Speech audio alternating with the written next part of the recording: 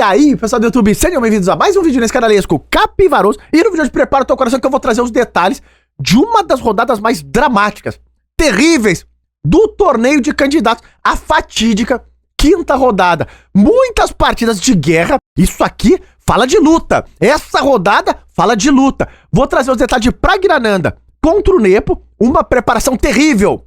Terrível foi colocado aqui nessa partida. Vou trazer os detalhes do que aconteceu na partida do Gukesh contra o Abazov. Eu já adianto, tá acontecendo nesse exato momento uma comoção nunca antes vista lá na Índia, desde os tempos de Anand, hein? Vou trazer os detalhes também. Tivemos a partida entre Nakamura e Firuza, que também foi marcante na rodada de guerra jogada na noite de ontem. Mas eu aviso, te segura na cadeira, prepara a pipoca, vamos à luta, que os xadrez e os candidatos sempre serão agora.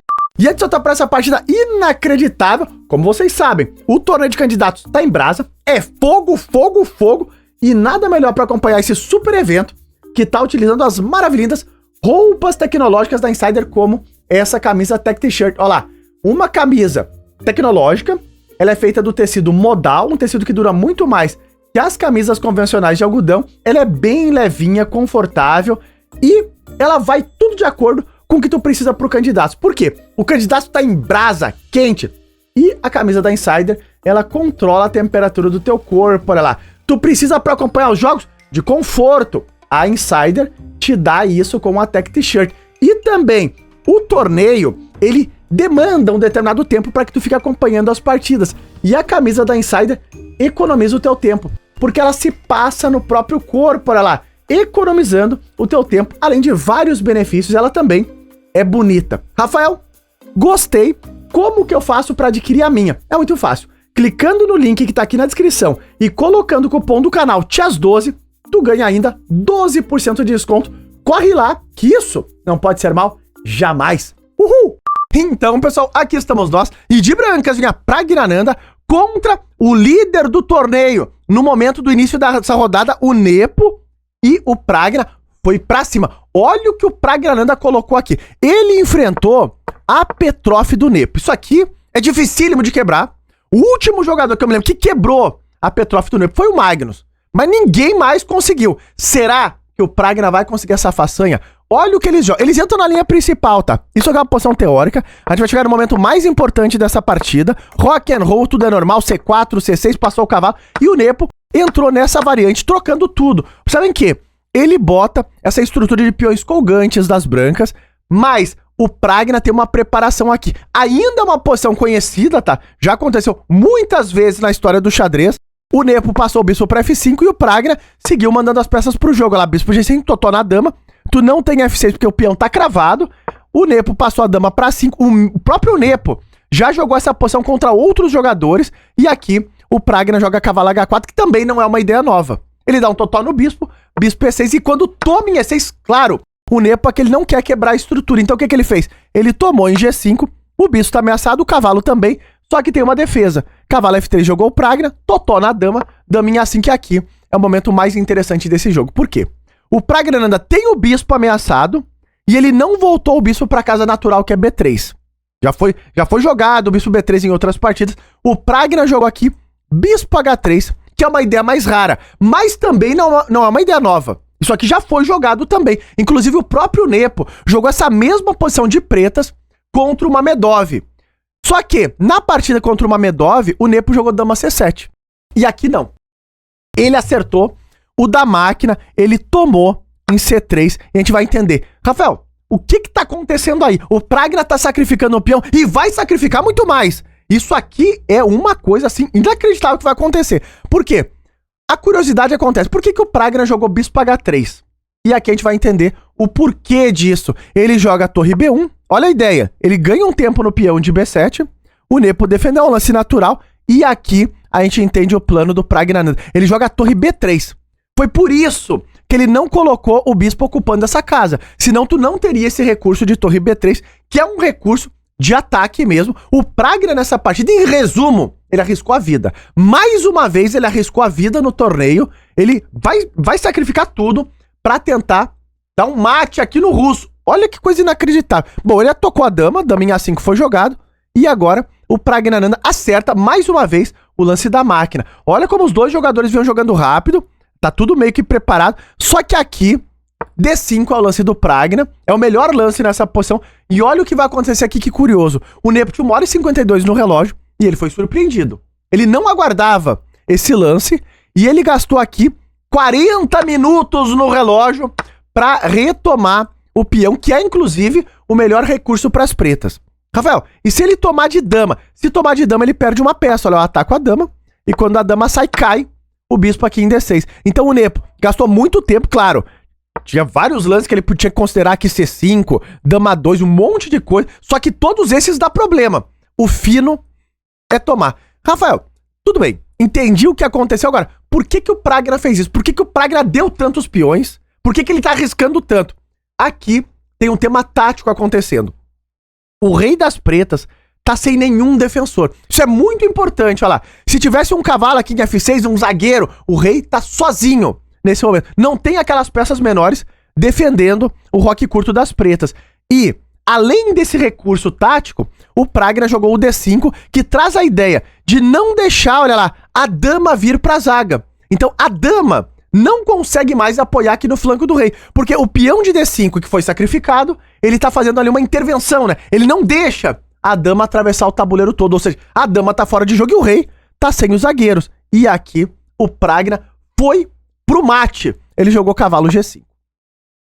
Tá claríssimo. Mandou o cavalo pra cima do rei das pretas. Olha lá, a dama tá passando, a torre em B3 tá correndo pela terceira fila, que era a ideia do Pragna, então essa torre pode acabar auxiliando aqui em temas de ataque, só que a dúvida que aconteceu, a gente tava acompanhando ao vivo esse negócio, é o que acontece contra H6. O Nepo jogou H6, e o Pragna não voltou esse cavalo. Ele falou, esse cavalo não foi pra voltar nem pra tomar impulso, e o Pragna jogou o brilhante, terrível, arriscativo, cavalo toma F7, tá no tabuleiro. Isso aqui veio com uma surpresa, uma bomba. O Nepo, nesse momento, ele só tem um lance. Vejam a que nível chegou a guerra do torneio de candidatos, como tá arriscando o Pragnananda. O Nepo, ele tomou de rei. É o único lance que o Nepo pode fazer aqui pra posição não desmoronar completamente. Vocês sabem que se tomar de torre, tu tá perdido. Tu leva essa bomba e aqui tu entende o torre B3 e todos os temas, olha lá. Cravou aqui, dama H5 tá entrando, torre F3 e a torre já tá auxiliando no ataque no flanco do rei. Então aqui tu vai levar mate. Não vai ter como se salvar. Até bispo toma D5 pode ser um bom lance, já arrebatando aquela torre em A8. Então o Nepo tomou de rei. E agora, esta guerra segue com o Pragnananda jogando torre D3. Aqui, eu acredito que talvez a aposta tá fora da preparação do Pragna, embora ele tá jogando rápido, tá? Não dá pra ter certeza absoluta. Tinha um lance muito interessante aqui, que era o lance A4. Pois isso aqui é o lance da máquina. A ideia de uma profundidade também sem fim, como vocês vão ver. Por exemplo, se tu tomar aqui, tu tá levando esse cheque e perde a dama, essa é a linha mais direta, né? Mas a ideia por trás disso tudo é jogar o lance torre B5 e depois a dama tá entrando aqui em D5. Vira um caos.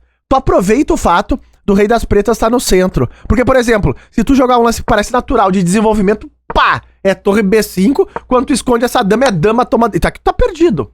Tá caindo tudo, olha lá. Se jogar esse, eu tenho cheque, vai cair o bispo. Se jogar rei E8, eu tomo esse cavalo, também tá desmoronando a posição toda, tá caindo o bispo, tá caindo a torre. Tudo vai abaixo. E o mais curioso do A4 da máquina é que se tu defender a casa de B5, tu leva do mesmo jeito, olha lá. Torre B5. Agora, a dama tá trancada aqui, e se tu tomar, a dama entra em jogo de novo. O rei vulnerável aqui, tu vai levar mate. Não vai ter como se salvar, não, ó. Se tu jogar esse lance, dama E6 tá entrando. Se tu tenta esconder o rei, eu jogo o cheque. Cobre agora a torre C1. E olha lá, os problemas. Tu tenta segurar a 8ª fila, só que aqui tu leva esse cheque e começa uma verdadeira caça ao rei. O bispo entra em jogo e aqui é mate. Então vejam o terror. O pior de tudo é que ainda existe uma defesa. Então talvez o Pragnananda tivesse ainda na preparação. Tem uma ideia de rei G8, bispo F4, dama D2 e meio que tu vai defendendo a posição das pretas. Talvez o Pragna ainda tivesse na preparação, não dá pra ter certeza, né? Jogou rei F7, ele jogou aqui torre D3 e ameaçou tomar o peão de D5, tem o tema que ataca a dama, cai o bispo também. E o Nepo aqui, ele tem poucos recursos, tá?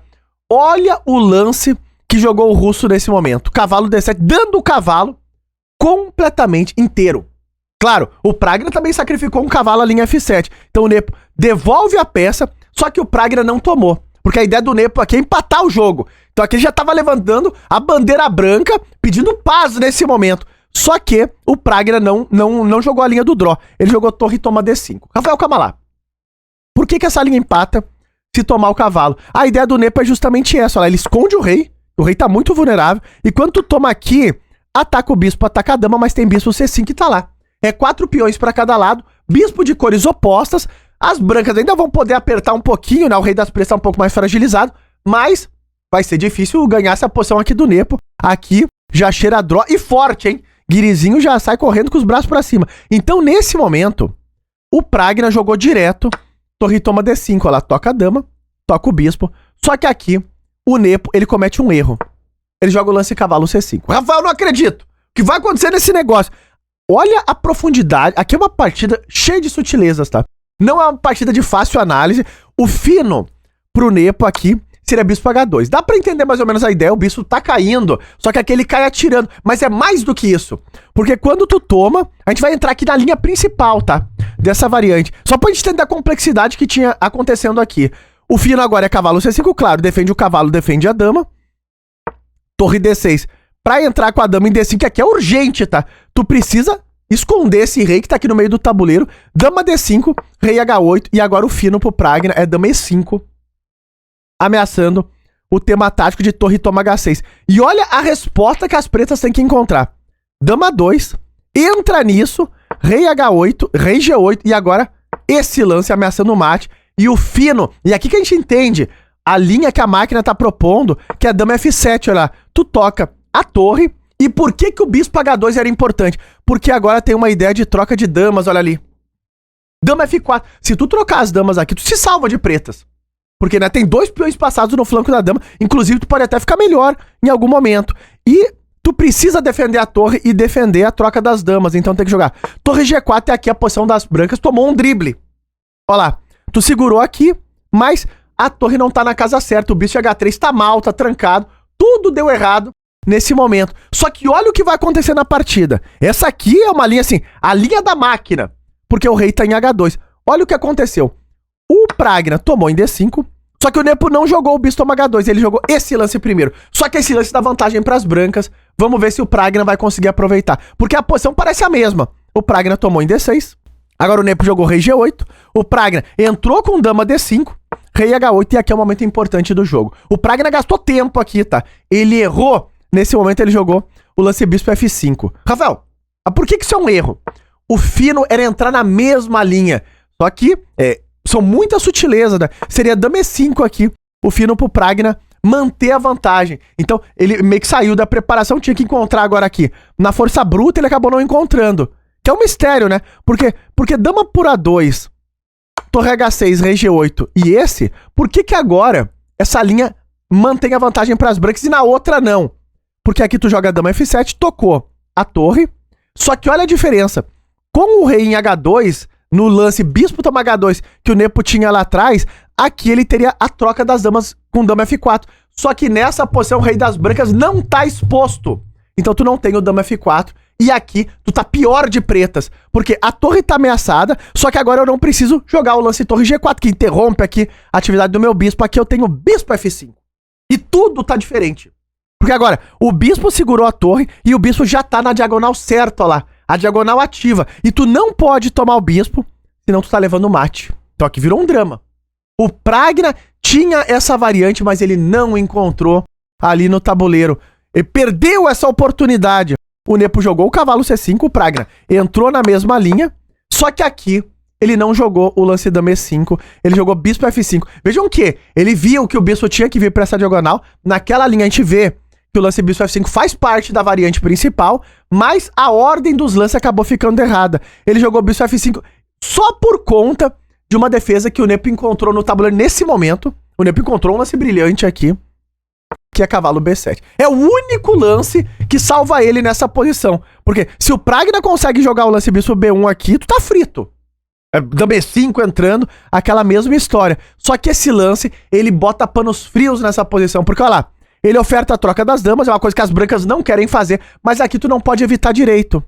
Por quê? O Pragna trocou as damas, tá? Que é o melhor lance pra ele, mas se ele tomar aqui, tá caindo o bispo, e essa posição também tá empatada. Inclusive, as pretas pode criar um peão passado aqui no flanco da dama. Tu ainda pode sofrer um pouco de brancas aqui, hein? Então, cavalo B7, o Nepo encontrou. É como estão dizendo, é lance de campeão do mundo. Zagueiro, salvando, gastou tempo no relógio. É raro ver o Nepo apertado no tempo como ele tá. 34 minutos, mas salvou na unha. Bom, o Pragna trocou as damas e a partir daqui não vai ter mais como ganhar essa posição de brancas. Talvez o Magnus pudesse, né? Mas o Pragna não conseguiu quebrar o rosto aqui. A posição foi pro troca-troca e o Nepo não teve muita dificuldade de empatar a partir desse momento. Então, o Pragna encaixou a preparação, mas em algum momento deixou escapar ali e errou. Com o lance bispo F5 era muito sutil, né? A posição, eles empataram nesse final aqui, 3 para cada lado. Torres, um empate justo. O Nepo salvou uma partida muito importante da rodada. Agora, fica de olho na luta da rodada 5. E aqui é a partida da rodada. Essa partida não fala só de sutileza do xadrez, não.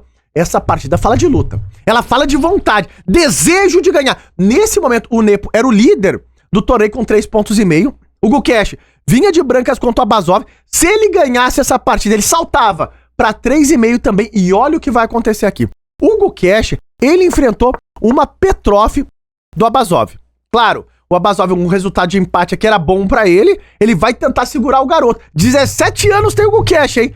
Olha o que acontece aqui. Eles entram numa subvariante da Petrov, claro, muito conhecida, né? O Gukesh mantém o par de bispos e segue o desenvolvimento. Rock and roll foi jogado, o Abazov vai consolidar o peão de D5 com C6, passaram os cavalos pro jogo e agora H3, pode surgir uma manobra aqui, cavalo H2 em algum momento, ainda não funciona. Assim que o Abazov ganha espaço no flanco da dama, cavalo B3 propõe umas trocas por ali e F6 é o lance do Abazov para soltar o jogo dele, porque depois da troca, olha lá, ele retoma o cavalo, vem pro jogo, tá de olho em E4 e o bispo já tá aberto na diagonal, o bispo C8 já tá jogando. O tempo tava controlado, os dois estavam jogando razoavelmente rápido, não parece nenhum tipo de preparação, olha lá, bispo E3 desenvolvendo, vem agora o lance cavalo E4 centralizando e cavalo D2 e aqui o Gukesh ele tenta lutar contra o cavalo centralizado das pretas, já um pouquinho apertado do tempo, e o tempo é um fator importante nessa partida.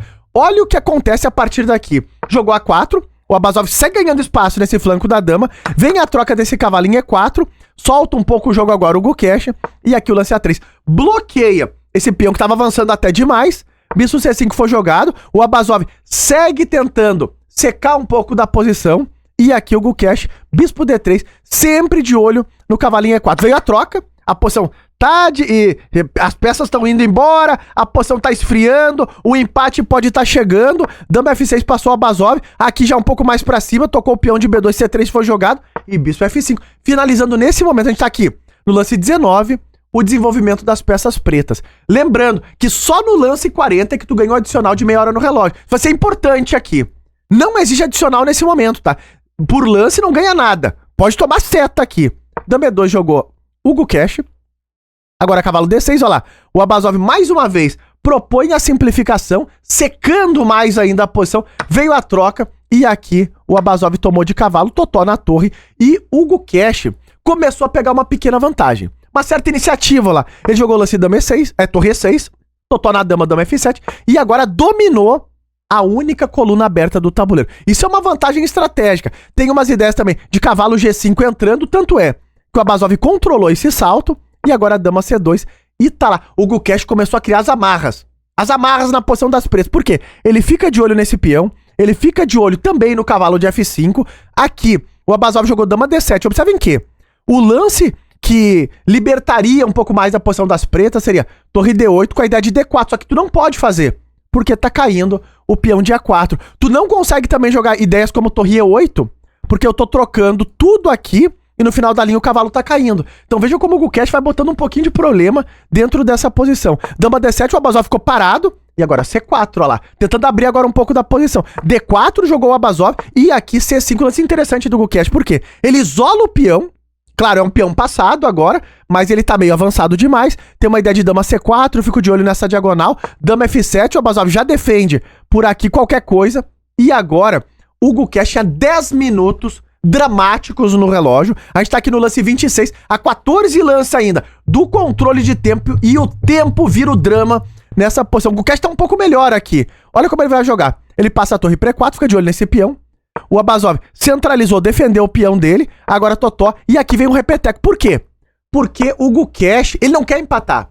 Ele quer chegar mais perto do lance 40, para que ele ganhe a meia hora no relógio e tenha tempo de apertar essa posição que tá melhor para ele. Ele tinha 5 minutos aqui no relógio para jogar 10 lances. Era um drama terrível. Olha o que vai acontecer. É mais dramático ainda o desfecho desse negócio todo. Porque aqui ele jogou a torre de 1 em E4, ameaça, ele foge da repetição, mas já tá mais perto do lance 49 lances agora.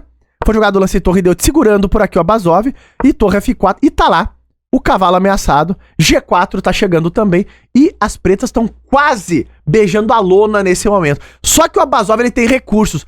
Olha, ele jogou fino aqui, ele jogou D3, Totó na dama, caiu o peão de A4, e o Gukesh tinha quanto? 3 minutos e 53 no relógio pra jogar 7 lances ainda. O Abazov dama 2. Não é o mais fino, mas traz veneno. Já bota problemas pro Gukesh. O Gukesh aqui, ele teve que calcular, ele jogou rei H2, olha o tempo que ele gastou. E ele jogou um lance interessante. Por quê? A ideia do Abazov é a seguinte, Rafael, mas por que que aqui o Gukesh simplesmente não tomou o cavalo? Isso aqui não é bom? Olha a ideia do Abazov. Por isso que ele jogou rei H2. Fez o Gukesh pensar aqui, porque ele pode trocar, e agora tu leva esse cheque no momento certo, e quando o rei H2 tu leva D2 e tá lá. A torre tá solta, e eu tô promovendo tudo ao mesmo tempo. Então o Gukesh teve que calcular, com aquele apuro do relógio, essa linha. E ele gastou um tempo, mas encontrou. Rei H2, tirou o rei desses temas, só que ele tem 1 minuto e 51 pra jogar ainda 6 lances a partir daqui. A posição é melhor pras brancas. Jogou G6 agora, porque tava realmente ameaçando tomar o cavalo, o rei já tá seguro em H2. Dama B4 jogou agora o Gukesh segurando o B2 e segurando o avanço da ponta dos dedos. E o Abazov voltou. Olha, ele tá jogando rápido. Aqui ele gastou pouquíssimo tempo. Ele gastou segundos, 5 segundos no relógio. Dama F7 apertando o garoto no tempo. Agora, tá 4 lances do lance 40. Tinha 1 minuto e 47, jogou com torre E1 aqui o Gukesh. Agora torre E8. O Abazov tenta secar um pouco mais da posição. O Gukesh mantém um pouco da atenção. Vem a troca das torres. Agora torre D5. E aqui, cavalo D2. E nesse momento, olha o que vai acontecer. Tá um lance do controle de tempo. 49 segundos no relógio do Gukesh. Jogou cavalo G7 o Abazov. E aqui, o Gukesh, no último lance, para entrar no controle, cavalo F3 era o fino para ele, para manter ainda essa pequena vantagem que ele tinha e ganhar o adicional. Só que, com 49 segundos no relógio, ele jogou rei G1 e cavalo E6 foi jogado. E nesse momento, os dois ganham a meia hora no relógio, só que a vantagem escapou.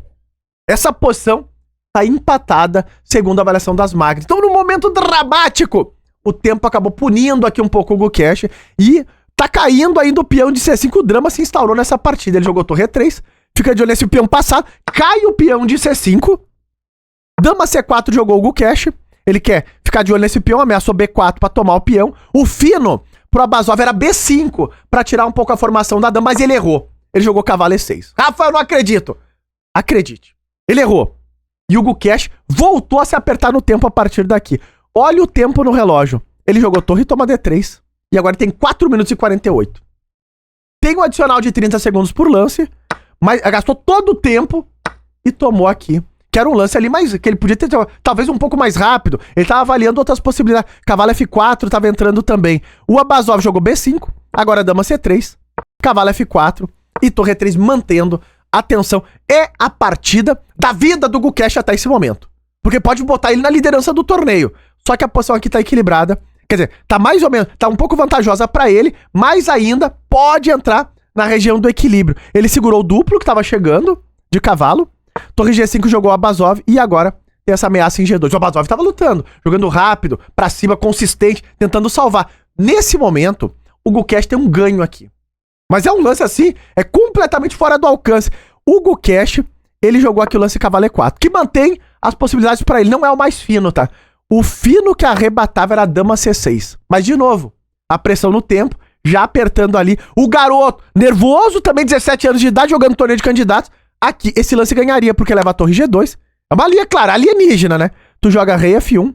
E quando tu volta a torre, que tá aqui meio... foi só pra tomar o peão, tu leva a torre E8, rei H7 e agora cavalo E4. E o drama todo é que tu vai entrar em F6. E agora, tem a ideia de torre G8, quando o rei G7 vai ter que dar dama aqui. Então tu pode tentar esse, pra segurar essa entrada, mas tu toma esse duplo aqui, tu tá perdido. Dama F6, Porque se o cavalo tomar a torre, cai a dama, mas eu jogo o cheque lá e aqui tu perde a dama. E essa posição aqui é completamente ganha pras brancas. O Gukesh acabou não encontrando, não é uma linha toda forçada, mas é uma linha que traria um ganho aqui pro Gukesh. Ele não encontrou, jogou cavalo E4, também é um bom lance. Só que o Abazov vai fazer uma defesa aqui completamente alucinante. Olha o que acontece, 3 minutos e meio no relógio, o drama que podia botar o Gukesh na liderança. O Abazov jogou torre G2, agora rei H1, e aqui ele jogou cavalo D5 e tá lá. Porque a ameaça do Gukesh é cavalo F6. Só que o Abazov meio que deu duplo e ainda defendeu o F6. Só que o Gukesh jogou do mesmo jeito. Olha lá, cavalo F6. Parece que a posição das pretas vai desmoronar. Você vai lá, se tu tomar de dama, eu troco as damas, cavalo por e cai a torre. O Abazov, ele tomou de cavalo. Mas Rafael pendurou a torre. Exato. Mas o Abazov deu meio que um drible. Ele tomou lá e voltou a dar o duplo. E ele tá tomando a torre com cheque ainda. Então aqui virou um verdadeiro drama essa posição. O Gukesh, ele tomou em C6. Caiu agora em E3 e entramos nesse final de damas, onde o Gukesh tem um peão a mais. É um final, segundo a avaliação das máquinas, empatado. Dá pra segurar. E o Abazov começa a acertar lance. É um atrás do outro de maneira impressionante. Olha lá, jogou dama F5. E agora o Gukesh começa a tentar criar um peão passado aqui no flanco da dama. Foi o que ele fez. A posição ainda tá empatada. Dama G5, o rei tá exposto. Pode surgir o tema dos perpétuos, repeteco. Repetiu por aqui, ganhou um tempo no relógio e agora o Gukesh falou, não quero draw. Rei E2, mudando a formação. O Abazov, ele jogou G5. Observem que se ele tomar em H3, tá caindo aqui também. O rei dele também tá exposto. Então ele jogou G5 pra passar um peão aqui no flanco do rei. Começou a esboçar aqui um tipo de reação até assustador, porque pode passar um peão e realmente ser problemático. E E4 jogou o Gukesh indo pra cima. Cai H3, agora cheque, cheque. E vai cair G5 com cheque. O Gukesh fez um repeteco aqui. E claro, ele não quer empatar essa posição com um peão a mais. Pá! Jogou assim, que aqui é o momento dramático do jogo. Por quê? A partir daqui, o Abazov, por muitos lances, ele vai ter que jogar apenas um. Senão ele fica completamente perdido. Tem que encontrar o fino. E já começa agora, é H4. Acertou essa bombinha, é o único lance que ele não fica perdido. Aí dama H6 jogou, repetiu de novo o Gukesh, segurou o peão de E4 e agora A6, ó lá. O peão tá 2 da promoção. Mais uma vez o Abazov precisa encontrar o único lance. Dama H2. Saltou com o rei pra cá. De novo, único. Dama H3. Saltou com o rei pra cá. Dama H... Único de novo. Rei D3. E agora o Gukesh vai mandar o rei pra C4. Olha lá, dama H3. Passou o rei pra C4. Ainda tá empatado. E de novo é único. Dama C8. Vai atrás desse perpétuo. O rei vai se escondendo. Cheque de novo, olha lá. Dama D6 cobrindo. E único. Dama 5. E aqui vem o inacreditável. Depois de rei E6. Nessa posição, mais uma vez, o Abazov tem que encontrar só um lance e empata a posição. É um lance difícil. Ele jogou H3, tá lá.